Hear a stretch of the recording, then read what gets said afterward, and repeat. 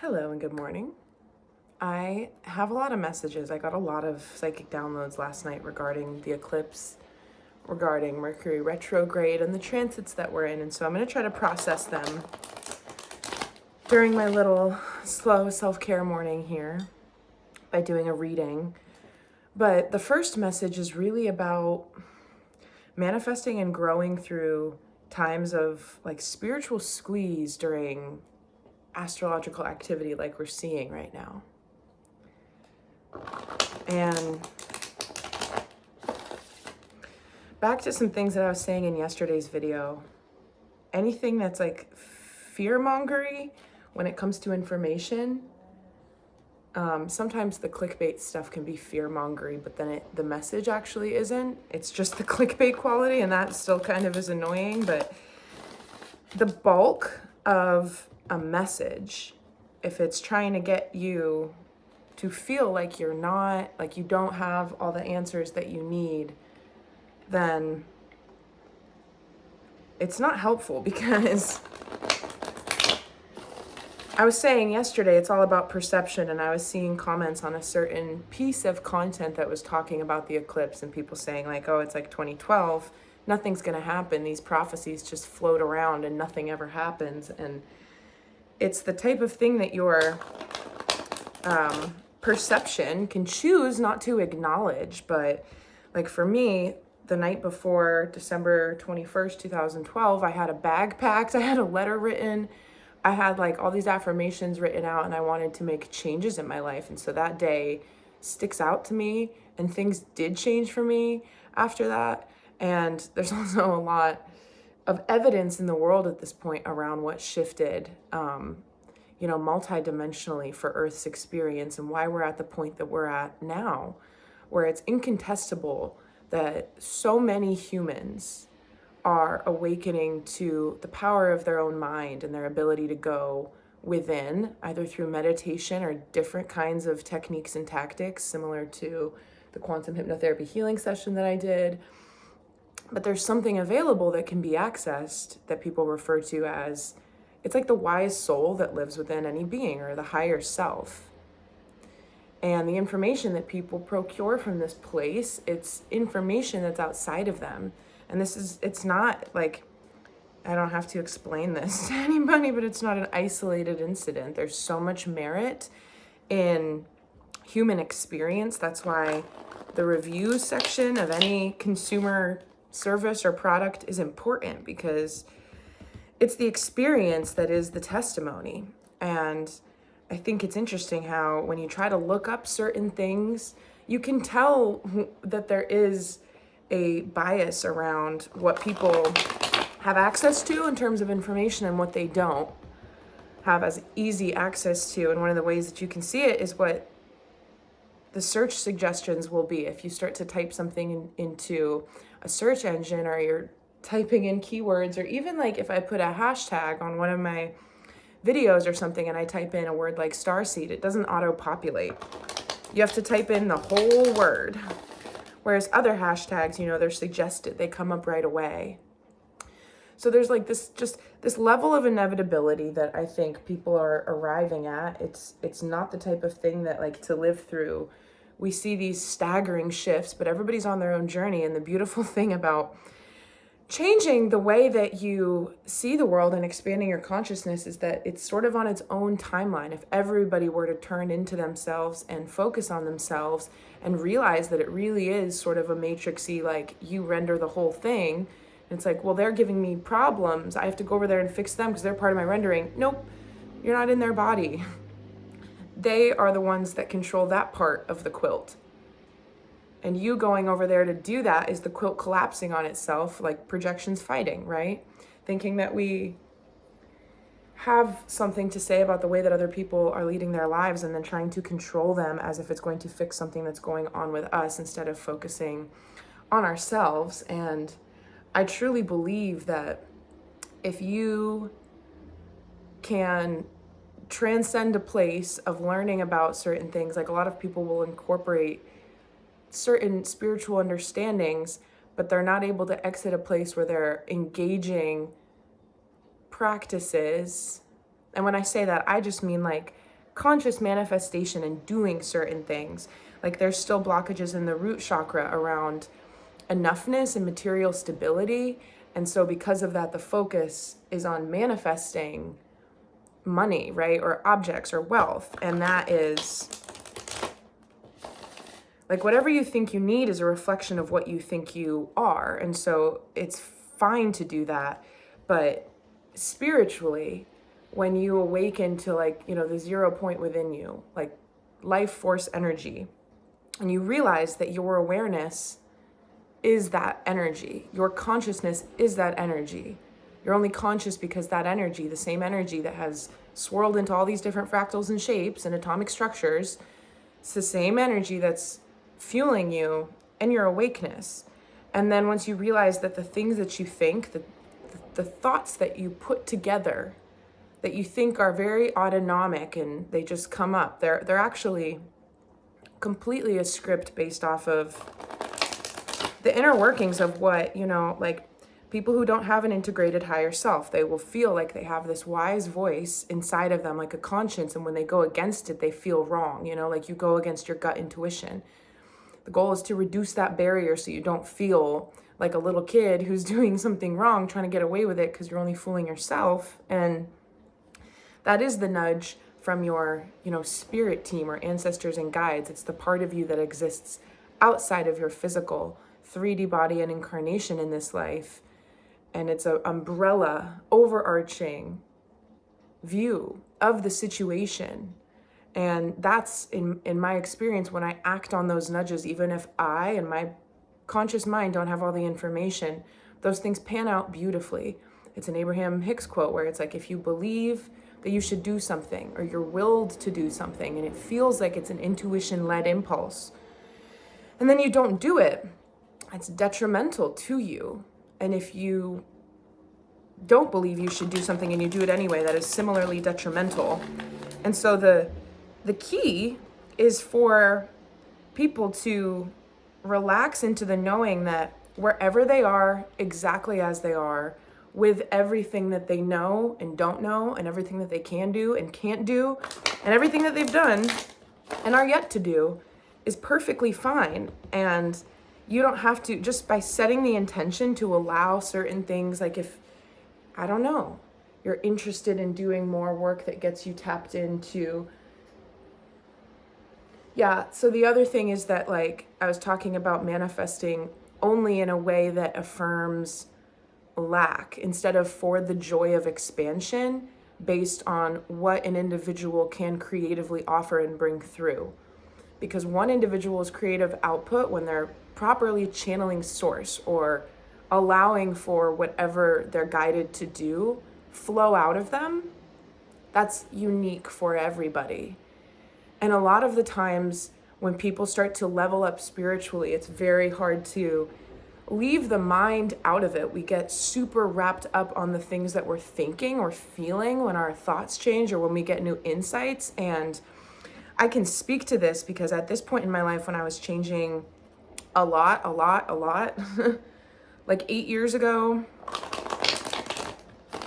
well, 10 years ago, 8, 9, 10 years ago, and then some other years in between, it's like I would get these massive spiritual insights and downloads, and they would really change the way that I saw everything.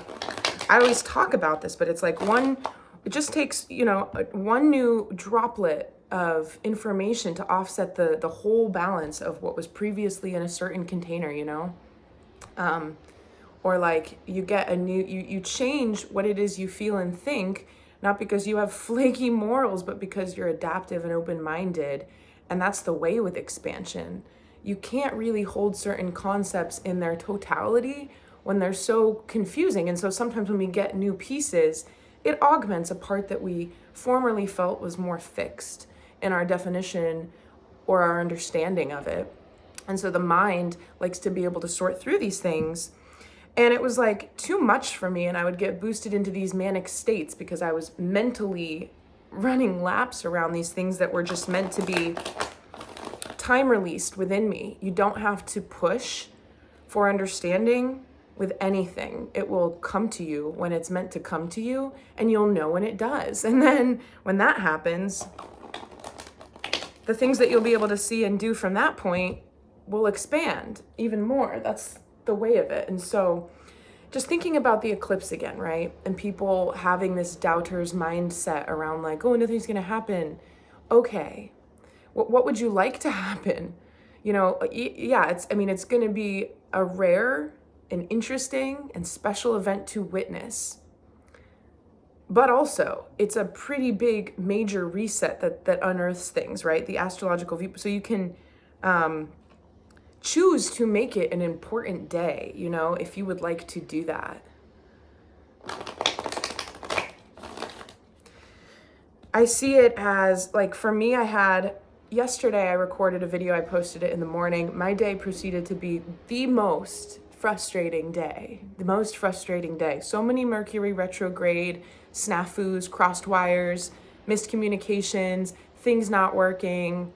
The patience I had to conjure from within.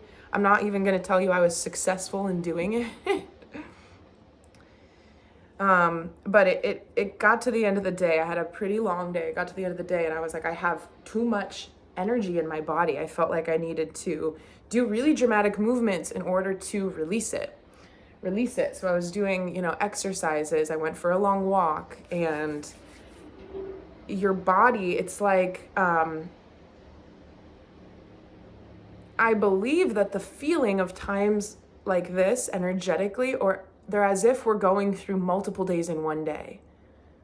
Like too much is moving through for us to process it in a comfortable way. I also have had like just an onslaught of stress hives, like anxiety itching, where comification, what's that called? The illusion of like feeling like your skin is crawling. It's a subtle expression of it, but it's still bothersome to me. And for me, it's like I need to, decompress type of thing and scrub myself with salts and like make sure I'm just like detoxing on a very regular basis, because another thing with like moving through these energies, it affects the mood, it affects the body. Like I felt like I had to rebalance my spinal column yesterday and do these kinds of like, I don't know, twists and stuff. I had an amazing twist. It's not always successful, but I had like just a really good lower spinal crack. They all cracked. I was like, I've been needing that for like 2 weeks. And I just did it by sitting up normal and then reaching behind and turning each way. And I know this is sort of like a deviation, like why am I talking about stretching? Well, it's all connected. It's all connected, and we might be more prone to like, feel and hold on to things right now that really aren't yours energetically. And the other thing is like, it's not a good time, in my opinion, to get untethered from the present moment. It could be easy right now to get swept up and not be as grounded, but it's important to consciously, key into the day and watch yourself have whatever emotions you're having. I was telling my friend the other day, because I was dealing with some challenging things. I was saying like, from an outside observer, neutral perspective, I kind of like it when I struggle with stuff, because things in general are pretty great. And the struggle reminds me that there's something to evolve and change. And I know that I can be patient and resilient and stay calm and level-headed through challenges, because the exciting part will be getting back to the successful plateau of not struggling. And it gives me something to sort of riddle through while remaining neutral with myself. I also got a message around, and this actually pertains, it was more about men, the masculine collective, the healing polarities on Earth. This is a longer video, but I've been pushing off a lot of these messages for a long time, but I'm going to be talking about them later in the month, I guess. So like a short version for today's purposes before I get into the reading. Yeah. Okay. So there's a lot of gnawing not enoughness in a lot of men or masculine energy dominated individuals who are sort of in between worlds, where they have a spiritual opening within them that is revealing things to them, and it's sort of like their own timetable, has opened their consciousness up to certain things. Because in my experience, it's like a time release. Like once you open to certain things, you're on something of a journey, you know? And I've said this before too in the past, but there were times when I was like, I desperately want to learn how to astral project. And I would lie in bed with my headphones on listening to meditations months on end, nothing happened. It just, things will start to happen when they're meant to happen. And when your subconscious and your spirit wants you to have that experience. And when the things that you're facing in your conscious life will, you know, when there's going to be a way for you to consciously reconcile with what, you know, because I don't know, certain things could break people. I've had some really intense experiences. There's one that's popping into my mind, but this isn't, actually, I will call it a spiritual experience. It was a crazy, because I'm an empath and I get really, really visceral. Like I'm very empathic, and it's to the point where if I'm around somebody, I get physical sensations. There's an overlap with being an empath and some of my other psychic, intuitive, spiritual gifts around feeling into other people's energy. For me, it translates into my body where I feel things. If I did not have like a tightness in my chest and then I do, it's on them, you know, because the subtleties and the way the energy shifts happens everywhere I go, everywhere anybody goes, but a lot of people aren't attuned to noticing like when those things shift, and therefore when it's outside of your energy and when it's really just like the pings on your energy field that are translating the difference in the way that it feels to be around certain people. So this was when I was in Kathmandu, Nepal, in high school. And I went to international school for a few months there, but this was before I even started school. And I was with my dad and we were at a temple. It's known as the Monkey Temple. I recommend people look it up, Swayambhunath. The Monkey Temple in Kathmandu. It's a very special place. And it's up 108 stairs, steep stairs. 108 is a very sacred number in Buddhism and other philosophies and religions. But I had gone to this temple to explore with him, and we were on our way out, and we were going to get a taxi. We were going to leave, and there was this gentleman begging at the gates of the temple, and I passed him on the way out. When I was moving past him, I looked at him, and we made eye contact, and something like so he was a leper, and he was like a quadruple amputee, but there had been no form of medical procedure. He was like just literally like decaying on the sidewalk. All his arms and his legs were just like melting. It was very graphic, you know, everything was infected. There was pus and blood, and he had this little area set up, but it's just really intense to be like face to face with, because like his, you know, his bodily fluids and stuff it was just all like one mass of like absolute suffering. And when I looked at him, I felt like I was him. It was very, very strange. I felt like I was seeing through his eyes, like I was on the sidewalk with him, and I was wondering about how he had gotten there, and it felt strange. It felt like my perspective went big and it went really small. Like all of a sudden, all the things that I had been thinking about, like, you know, my dad in the temple and maybe where we were going to go get lunch and all these things, it went narrow. And it was like I was just thinking about survival and like the minutes passing, and something about being down on the sidewalk and looking up at people's faces. I was hit by that, like strata and class in life. And it changed me. I think about that all the time. That was 12 years ago at this point, 13 years ago probably. And when I went to go, I was trailing behind my dad because it sort of made me feel weird. I kind of had like, I was very with myself, so I wasn't very in my body. I just sort of like had a moment. And then he was getting into a cab, and I followed to go get in the taxi and put my hand to kind of like swing myself in to get in. And then I reached over and I slammed the door right on my hand because I like wasn't grounded. I wasn't thinking.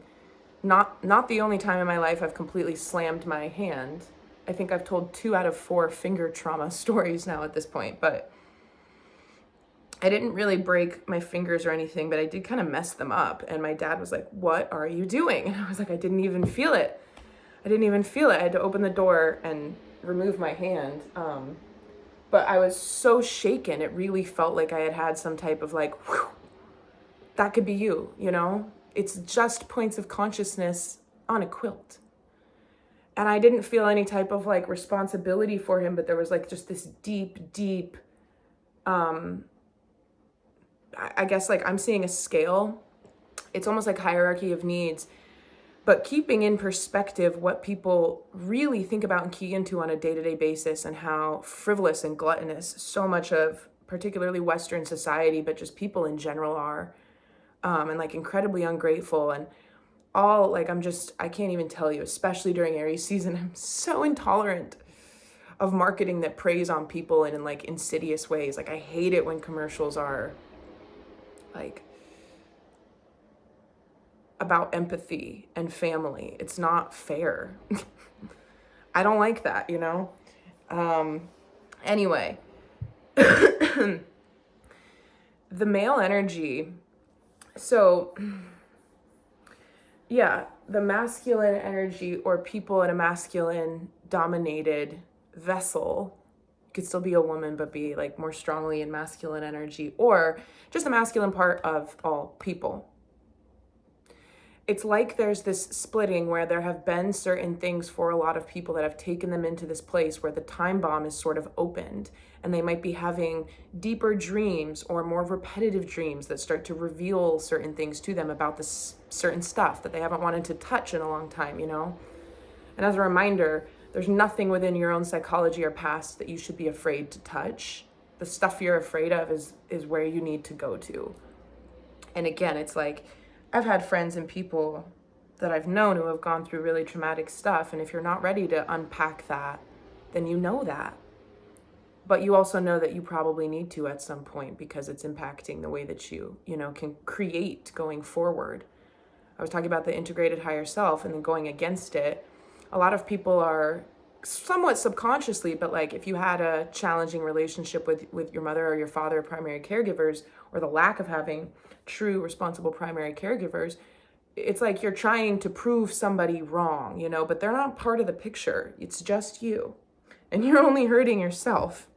And so I feel like there could be a seriously elevated amount of agitation or confusion or just feeling disoriented for people that are starting to have these illuminations, because it's going to feel like straddling two worlds or timeline shifting throughout the day, where you're just being bopped around from like something that feels good to something that goes wrong. And it's just like a waffly, like your whole, like if you're like a Disney ride, if your day was like this little cart and it's on a track, it's like it's not on a track, it's on the choppy open waters of the ocean. Typically it's on a track though. So rolling with that analogy, like I said yesterday, if the tide comes in, the eclipse energies, that everybody's at the mercy of that level is going to rise at the same time. And so the advice for this kind of like new level of, so what's interesting is that like,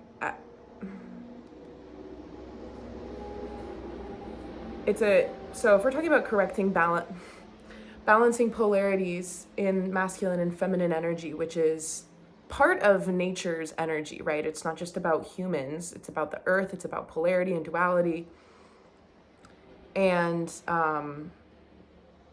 sort of feels like there's this point that's like hitching, where a lot of women are unlearning their over masculine expressions of themselves. A lot of women have had to become overly strong, overly independent, or not had to become as a means of survival, but have been taught and told and, trained or mentored into just the women as they've evolved. People aspire to different things than they used to, that tends to draw out the over masculine side of women. And there's just a great need in the collective for healed feminine energy and healed masculine energy. And so what I'm getting is that this has been a very like roundabout way to get to this message, because this is what I've been trying to say.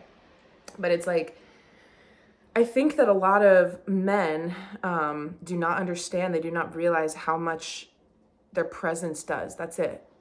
The presence. And like being able to hold a container for a different expression for women or people who are predominantly female, feminine energy. Because these things are like sort of contingent. There's these halves within the individual, but then there's people and the interplay outside. And it's sort of like every duo of people is sort of like changing these balances and stuff in a collective sense, which is why I believe there's just like this, things are changing really quickly, you know, is because there is a lot of traction collectively when people start doing things all at the same time. And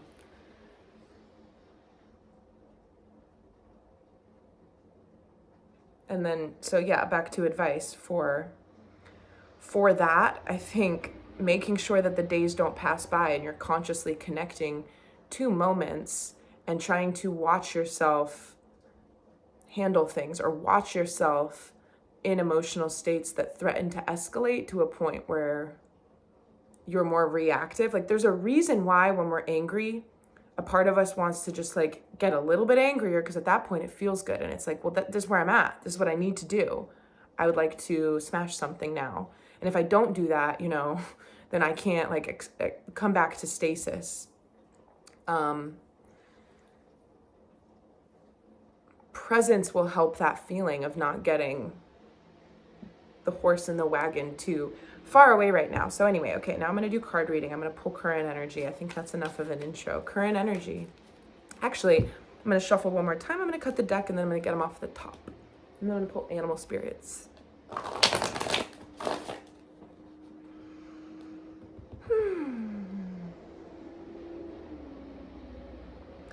So just to wrap up though, about the eclipse, it's like,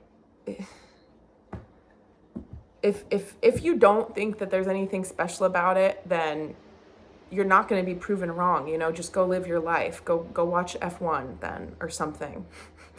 But if it means something to you genuinely based on where you're at and how you feel, then that's your truth.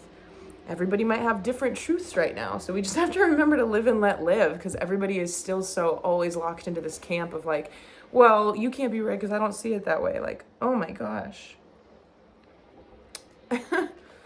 Current energy is the Page of Swords. Okay, so this was in our energy to release position from yesterday, sort of a restless, curious, gunning to go type of energy, but it's not, it's actually, I'm getting in my body. It's the way that I felt yesterday when I was like, I have too much inside of me. It's like, I do want to do like kickboxing, because that's such a, like the force of energy is like so acute, the expression.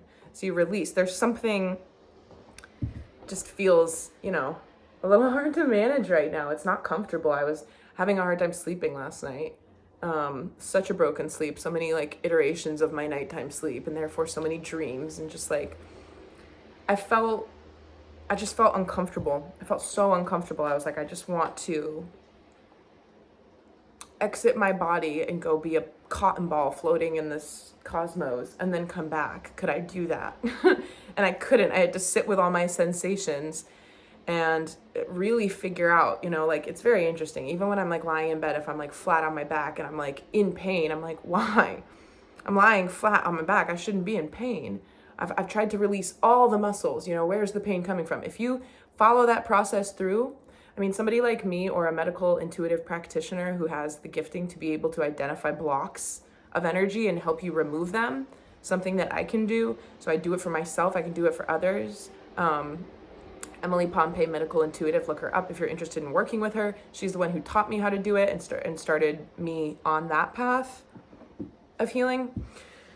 But if you like check in with those sensations, you can learn a lot, because it's not just, it's a body, mind, and spirit process. It will help you see where you have allowed other people's energy to attach to you and who those people are and what it's limited you from and what things from the past are coming back around. Like, it's just, you know, a body scan, but it's very informative depending on how intuitive you are. And if you're not, and if you don't get much information, the only way to get to that point is by sitting in the lack of information stage. You know, it might not bear fruit for a little while, but presence and attention is everything. Because like I said before, the mind wants things to be gratifying and for them to make sense. And the spirit knows that things take time and nothing's improperly timed. So there's a level of tempering the ego with expectations around what anything is going to yield for you, while knowing that it's productive. I think that's sort of the caveat or the catch-22. Like, can you sit with the knowing that it's good to take a little deep breath and do your spinal twists? Okay, all right, what's the energy? Wait, I keep doing this. I want to shuffle this out. The energy to embrace, though.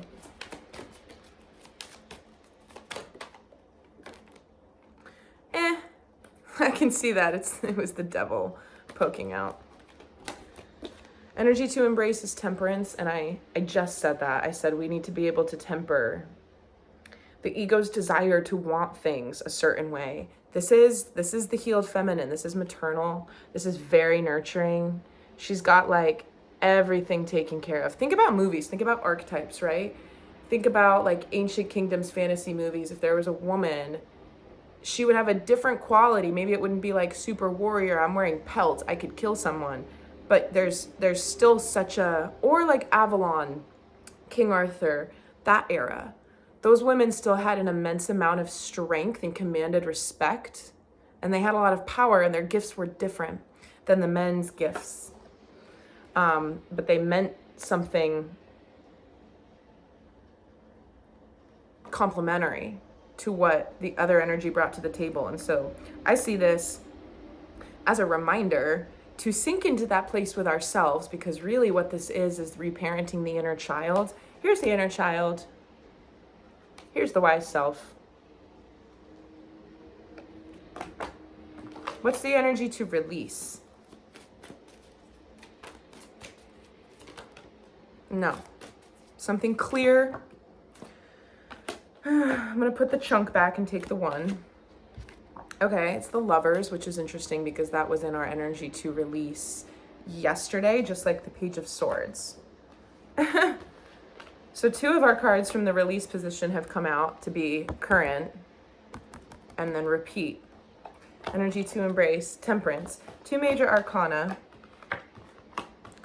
And so my message yesterday with releasing the Lovers was about forgetting what you thought. If you want something to have a certain outcome, and the reason why you want the outcome is because it's going to benefit people and it's going to feel this way, you're not attached to it, but you didn't even realize that you had a vessel or a shape for this thing to take in order to benefit these people and create these good feelings or whatever it is that you're doing. If you're not able to allow it to change shape as it comes into being, you're going to be doing square peg round hole stuff, and you're going to be elongating unnecessarily the time that it takes for something to come to fruition, because manifestation is technically instant. Of course, you have to hold the position of where from you're summoning with your energy and your expectation, and you do that vibrationally with your emotions. You have to sustain it long enough for it to pass through the layers of physical density and take shape in your world.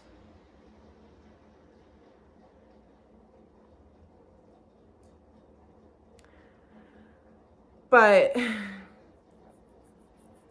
the change is instant. It's about adaptability, or if you're letting what you're letting dictate, right? We're inflexible when we are of the mind and we let the mind dictate. But if you let the soul dictate and your mind follows suit, then you allow things to deconstruct and reconstruct, trusting that that's the way of it. And whenever it comes back together, it will have a couple more pieces. It will be slightly more whole. You wouldn't have gotten to that type of integrated, complete understanding had you clung to the old model. And that's what a lot of people's egos won't let them do, is release. Because a lot of the times there's nothing coming in its stead, and we don't like that. What are we going to do? Just have no beliefs or ideas about anything? You know, we need, it's a constant, oh, thank you. This is another. This was a vision, actually.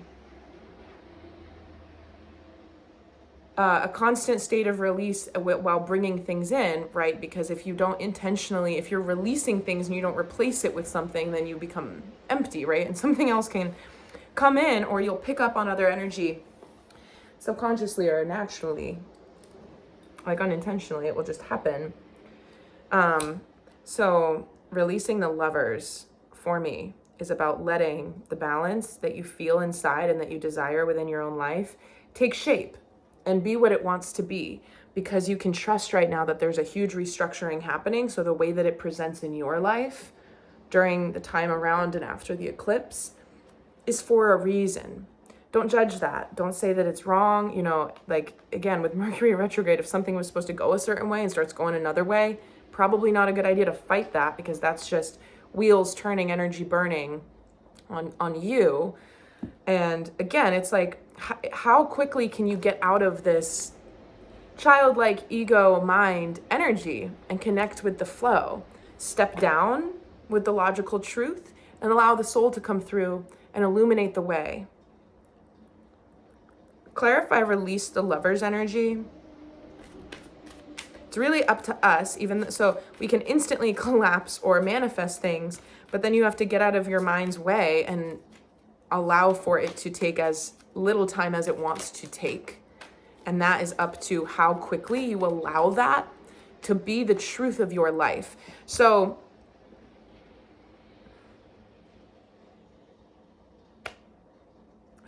if somebody,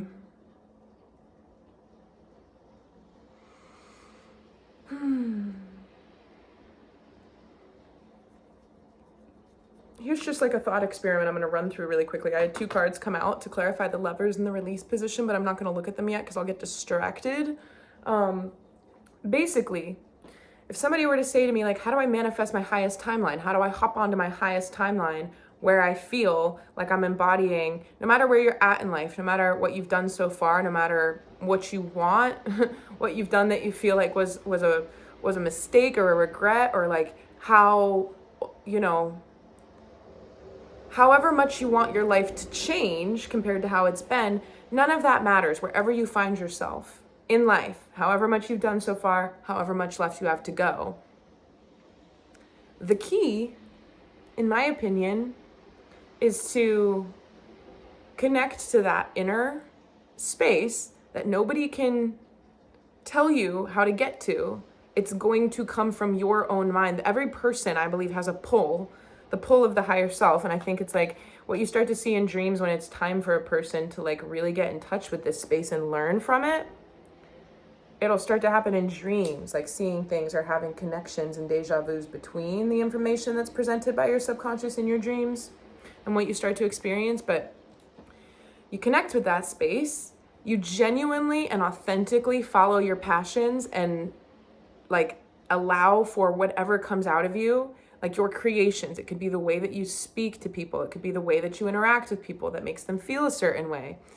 It could be how you choose to, you know, respect people and let people live their life. Like your contribution, top to bottom, if you allow for the spiritual urges, and it's like, if you don't know what I'm talking about, like I get them all the time, every day, all day. I said one time, like a few weeks ago, my biggest issue is that I have too many good ideas. There's too much goodness.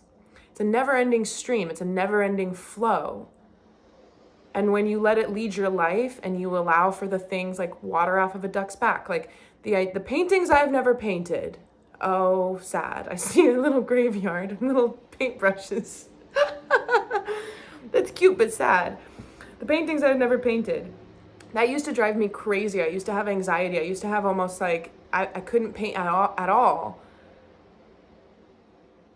Because it felt stupid. If I can't paint all the visions, why would I even paint any of them? Because then certain people are going to think that this is the only thing that I can paint, and I want to paint all of it. You know, just crazy self-limiting stuff.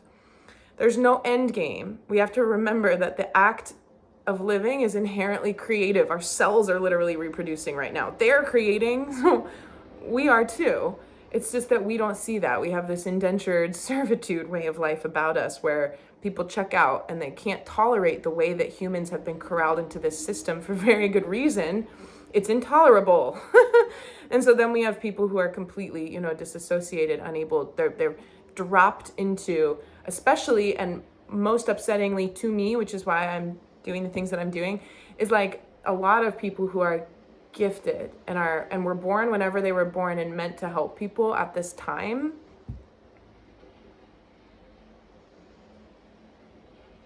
like have gotten themselves into these pigeonholed areas where like society failed them. But I think a lot of people nobody's too far gone, right? It's very interesting for people. I always think about this too. Like people can be deeply, deeply spiritual, or meant to carry some type of mission to, it doesn't even have to be like, I don't know, top level fame. It could be you and the 20 people that you are connected to, and creating a really big impact. Because if we know anything, it's that the butterfly effect, one person affecting 20 people, each of them affecting 100 people. It goes pretty quickly. Yeah. And what I was seeing is like all different kinds of people, all different ages, all over the globe, different professions, both genders, alone or with family, just people right now, people maybe you would never suspect, having realizations about how unresonant, it's kind of an unfortunate way to put it, how unresonant their lives actually are because of what I said before with the straddling of those two worlds. It's like a lot of people are waking up right now to how much in a certain direction they've gone, and they only could have realized that they don't want to be going that direction until they get that far down that path. And then people get really hard on themselves, or they feel stuck, or they feel hopeless, and then the emotions are overwhelming. But that's honestly part of it. Like, again, simulation theory, it's like, oh, this is interesting. Make a new choice. Double back. All right, what's clarifying the lovers? I have two cards. Page of Cups and the Six of Pentacles.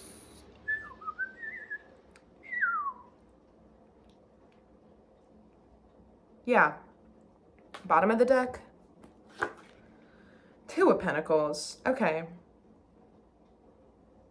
Yeah, so what I'm getting with this is that there's something about like the real embodiment, the real way that you feel in your body. Right now I've been thinking a lot about the dynamics between men and women in public. I always think about this because I'm just fascinated by being in public spaces. I'm such a people watcher. Even if a person would think I'm totally engrossed in a task and not listening and watching, I am. Because I'm fascinated and I can't not. But I learn a lot about implicits and defaults, right? Because there's a lot of things that people don't question that are in fact inherited and learned around the ways that we talk to each other and relate to each other. And it's all very interconnected. And so there's something about feeling into a new way of being. There's going to be some kind of clicking point before, on, or after the eclipse. If you're watching this video, most likely I'm putting this out there and you've already found the message. So perhaps this is what is coming through. Okay. Where you feel it's going to be like an aha moment, but it's going to be an aha moment that leads you into this place of making little adjustments. So it's not an aha moment that comes with no strings. It's an aha moment that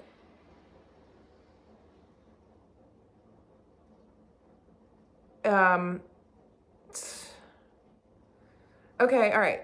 The vision, like, I don't want to, this is going to take a long time. It's not even that good of an example. No, my guides were like, just share your little vision. Okay.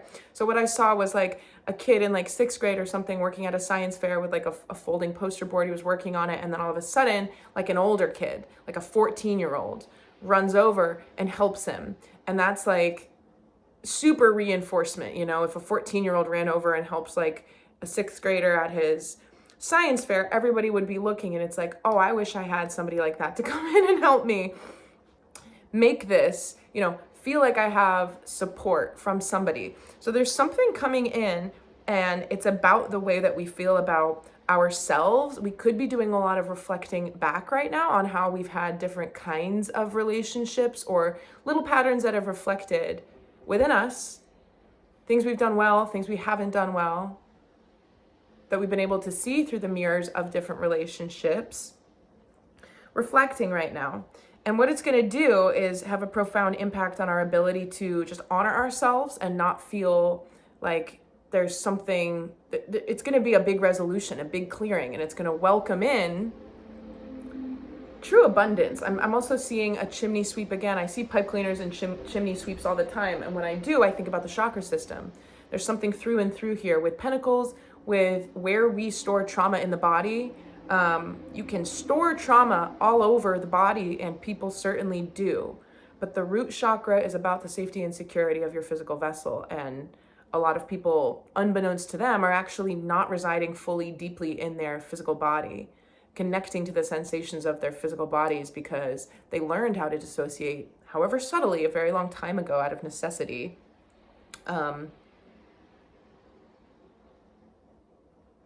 Yeah, I'm doing a lot of studies. I just want to write a book. I want to write 5 books.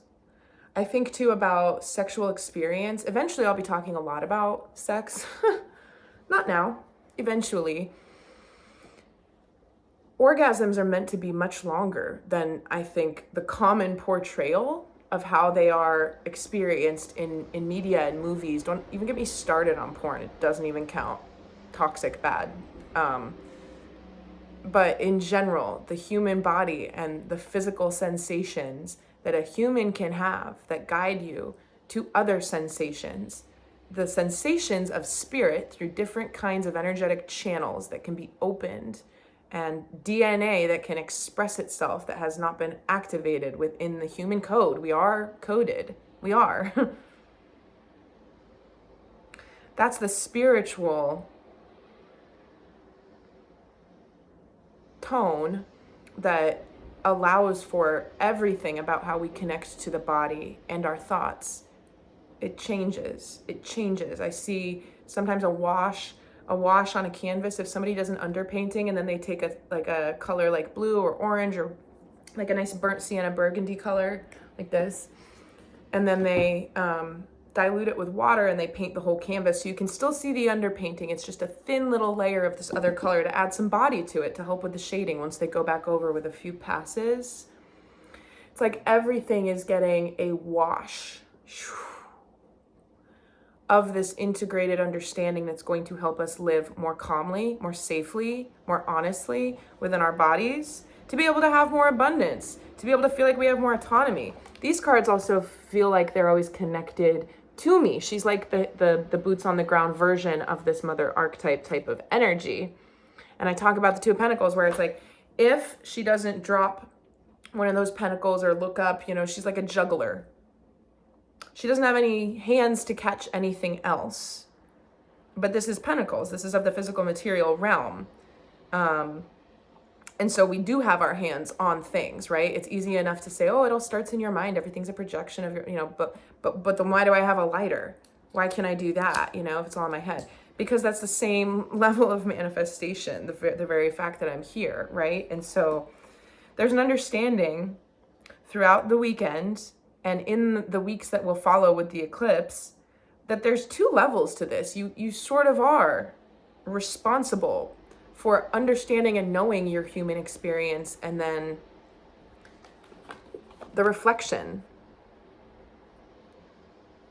So it makes me think about one of the memes from Carl Jung Memes, which is a page on Instagram that I follow, and it was like, TikTok teens be like, dissolve, disintegrate, like this desire to transcend the human experience. Like if I was a teenager, if I was 17 today, I would be so ornery. I would be writing the darkest poetry. And I know somebody listening to me would be like, oh, you don't know darkness. You couldn't write dark poetry. Yeah, I don't know. For me, it was tortured poetry in my teens. But there's a misconception with the sabotaging of the physical human experience where it's something that has to be escaped. That's just an integration stage of understanding that, like, if there's pain and trauma, it has to be integrated. And everybody goes through stuff, and that joy is a natural state of being. It's just that all the other stuff that comes in the way doesn't let us experience that as our first and foremost reaction to many things. But creation and life is celebratory.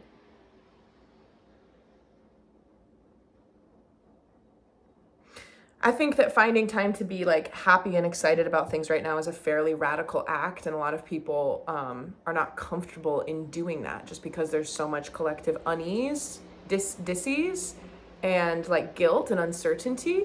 But if you have a bunch of people who are sitting on their phones like, oh, I wonder what's going to happen at the eclipse. I mean, there could be this CGI boom and everybody would be like, oh, that's what happened. But you didn't even go outside to see what it looks like, you know? So if you're taking your direction from outside of you, then you are still giving away your power as a human, because we can decide, you know, and we've been trained and conditioned for a very, very, very, very, very, very, very long time to just sit and await orders, you know, and be told what is real and what is happening and what to do as a result of that. I'm going to get hidden energy and advice. And incoming. Okay, I'm going to cut the deck, and then we're going to get it right off the top. Hidden energy. Ah, the High Priestess. Incoming. Great, great. And then advice. All right. Clarify 10 of Swords incoming. 10 of Pentacles. 10, 10. Okay. So again, and then 10 and 10, I'm getting sort of this mirroring thing here. Again with this, so 10 of Swords, endings, done, can't go any further. Putting something finally to rest, being able to make peace with things. A lot of people don't think about certain things, and so they think they've made peace with them, and that might not be the case. It could still have an underpinning or be underwriting something that you avoid, something that you never do anymore, or a way that you do behave that is limiting you, or maybe that you haven't realized is a choice. The ending is for the new thing embodiment that I talked about. So if this is incoming, I said clarify. It also makes me think about that timeline jumping thing, or that sensation that I talked about earlier in the video, where it's like you might feel like things are going like bad and then good and you're all over the place, and I don't even know how I feel. That might be the way of it right now, but also just like hold firm to the most recent. You know, again, with like water off of a duck's back, just try to keep, you know, one thing at a time, one moment at a time, one thought at a time. The advice is the 3 of Cups. Harmony, celebration, coming together, sharing with others. Obviously, female figures on the card, but it doesn't have to be. But if I think about 3 guys together or 3 women together, and I try to like listen in on both groups, I hear more laughter with the women for some reason. So also just like a lightheartedness is going to help you surf these waves, right? Remembering that everything will be okay, regardless of how challenging things become. And the challenges that you might be facing right now, big or small, are teachers. What we know about acting out against teachers is that you just have to sit after class and do extra work. Back to this energy around like slowing down your own progress. We're very, very, very, very, very, very good at putting things outside of ourselves and saying why we can't do something or why something didn't work. It's almost like we don't even want it to, because we can explain why it didn't, and then we don't have to try again, and then we don't have to put ourselves out there. All of that stuff, let it go. Also, another message that's popping in right now is something about particularly my generation. I was born in 1994, but different kinds of generations that have been affected at different paces by social media and everything. Is like, people are addicted to transcribing their experiences and making meaning out of their progression through their posts, right? And their timelines, like as if something's happening. I mean, if all that went away, like that doesn't matter. Forget about that. It doesn't matter what you did yesterday. You know, you're here now. You can choose different.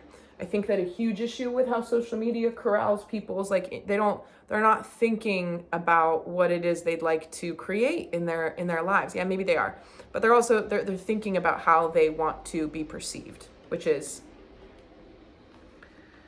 I think a fruitless task. I think a person's going to be perceived far better than they could have ever dreamed if they just let that go and focus on themselves and what it is they're here to do and what brings them joy. Because if they're joyous and they're in their lane and they're flourishing, then why wouldn't anybody perceive them as they want to be perceived, you know? So it's just, again, like extending ourselves into that mental realm that's just spinning gears. Let's clarify the hidden energy as the high priestess. I mean, sort of doesn't need clarification, but I'm curious. It's the moon. Oh, what do you know?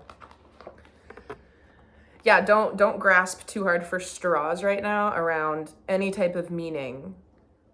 A lot of people just jump to conclusions, fill in the blanks, and that ends up hurting themselves more than it would create solutions. So don't get caught in that type of prison. 3 cards fell out when I did that. We've got the Magician, the Knight of Cups, and the King of Swords. Yeah, I like this. I think this triad speaks to what I was talking about with, like a lot of men, they just try way too hard. They do way too much. They think that being I don't know. I'm not a man. I can't speak to this. But at the same time, like I've met and talked to so many guys who are just very, very eager to demonstrate who they are and tell you who they are and prove what it is that they can do. And it's, in my opinion, not attractive or evolved, because when you have that understanding and that self-awareness of what it is that you bring to the table, you don't have to say anything about it. And it also,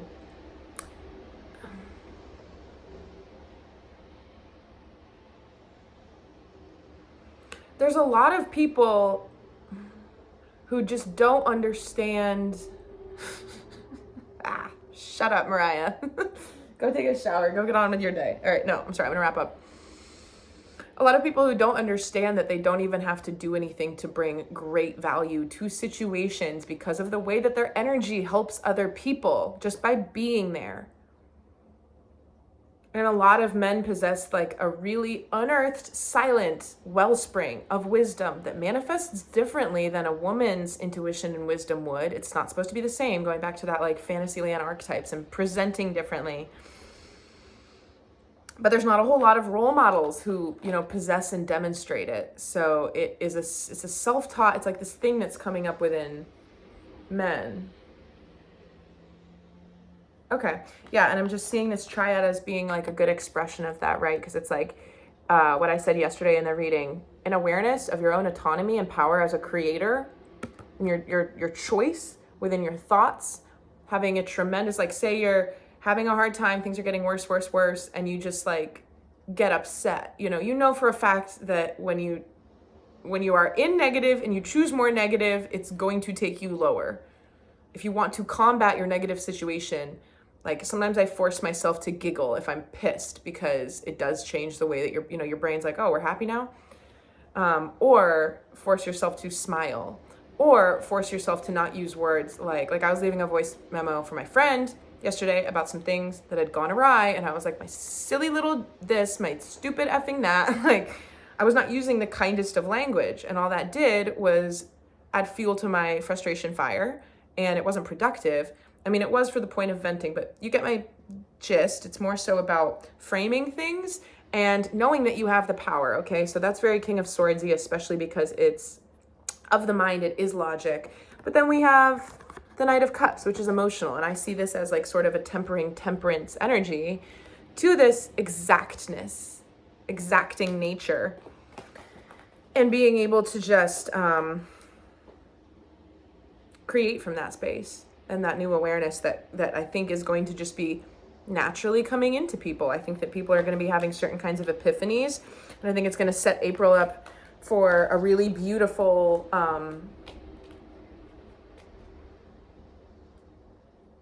few weeks. And I had another message. I think what the eclipse is going to do for a lot of people, I already did kind of express this, but let me just recap to end the message, and I'll pull one animal spirit. I think whether or not people attribute this to the eclipse, I'm not saying that the eclipse is going to happen and then April 8th and people are going to be like, oh, and everyone's going to realize, no, it's just different timelines, different paces, different realizations, different strokes for different folks. And I think that So this is staggered, right? Throughout weeks. It could already happen. It could happen 6 weeks from now. Eclipse energies can last for a very long time and create change. They're powerful. They're powerful. And so I think what it's going to do for a lot of people, I said before, people are going to realize that they've gone too far down a path they wish that they hadn't. But then if they get stuck in a self-punishing place, they don't realize that they're just a fraction of a thought away from full and total correction. But in order to realize that, then other parts of the consciousness need to be poked and prodded in order to investigate why they have certain beliefs around why they can't make change. Or they need to explore the weight of how crushing making that change seems in theory, so that they can confront all of the stuff that's riddled into that in terms of healing and reflection. So the realizations, I think, are going to be around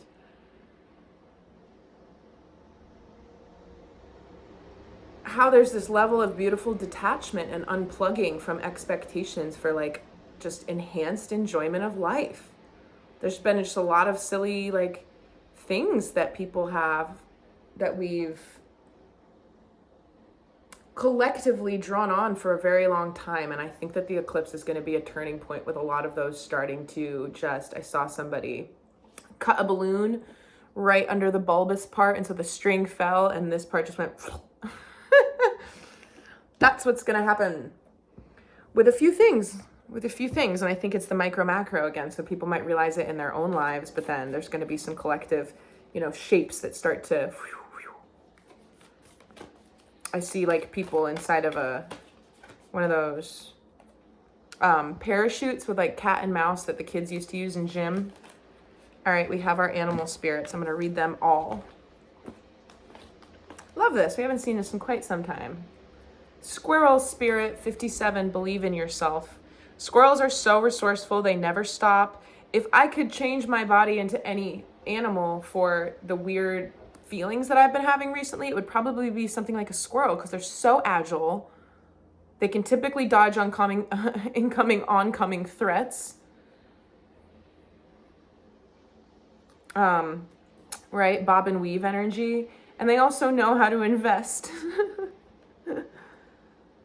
in the right things. So just kind of, again, like key into the present moment. Squirrel's scope of work, going back to what I shared about encountering that man in Nepal who was not in great shape. It was like the scope of my world got compressed into the size of what he had going on. And what the squirrel has going on is what's right in front of them. Believe in yourself. Sometimes too, squirrels can be ambitious. You see funny little squirrels who have like all the nuts and you're like, oh my God, you go, little squirrel. It's because they're ambitious, right? They have desire. It's funny to consider that a squirrel could have selfish drive to have more nuts than his neighbor squirrel or something, or like the animalistic need to stock up on sustenance and provide for himself. But it's this like, you're allowed to want things. Ambition is healthy. It doesn't mean that you're not a spiritual person. It means that you're interested in allowing yourself to be activated in your own life, to let whatever your natural inclinations that are divinely guided and God-given based on how you were designed and what you've gone through and what you're interested in healing and, or not, like you let that take you. And then we have chameleon spirit, act as if. Number 14, and then we have grasshopper spirit, take a leap of faith, number 30. And then we have trust the great mystery, whale spirit. So I just want to clarify something because I don't think now is a great time to take a big leap or like sweeping motions of change. It's a really good time to just stay present and kind of like hold the good stasis, because there's so much, like I said before, it's a boxcar, it's going, but it's on waves. So taking a leap of faith is sort of it feels a little like ungrounded or untimely, but what I got through guidance was that it's this pairing. Okay. Take a leap of faith to trust the great mystery. To trust the great mystery. Steer clear of fearful energies and people who try to drag you down into fearful places.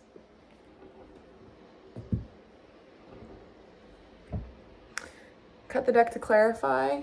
Yeah. Be bold and confident and go forward.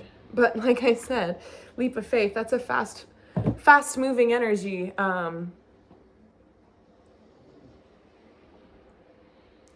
In some ways we can't fight that. The more we kind of flex and bend with what's happening as the tide comes in and sort of raises us up, the better. So there's just so many lovely exercises floating through the collective in detachment and mindfulness right now, and a new lease on understanding the mind-body-spirit connection in a practical way that is felt, that is experienced, rather than just, talked about. I'm having, oh my gosh. Yeah, just so many deja vus and like little insights into my dreams and seeing things, all this stuff. It's overwhelming, but it's also beautiful. So hope everybody's well. I can't believe this got to be an hour. And I'll come back on this weekend.